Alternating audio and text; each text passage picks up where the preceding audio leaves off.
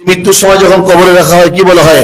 বিসমিল্লাহি ওয়া আলা মিল্লাতি রাসূলিল্লাহ, বিসমিল্লাহি ওয়া আলা মিল্লাতি রাসূলিল্লাহ। তো সারা জীবন যদি রাসূলের মিল্লাতের উল্টা চলি, মৃত্যুর সময় মিল্লাতে রাসূলুল্লাহ বললে তো কাজ হবে না। এজন্য ভাই, কে কি বললো তাতে আমার কিচ্ছু আসে যায় না। আমার সংসার, আমার বিবাহ শাদী, আমার পরিবার, আমার চাকরি, আমার ব্যবসা সব যেন কোরআন সুন্নাহ মতো হয়। কারণ যেদিন দুনিয়া ছেড়ে চলে যাব, সব থেকে বড় পরিচয় আমি মুসলমান কিনা।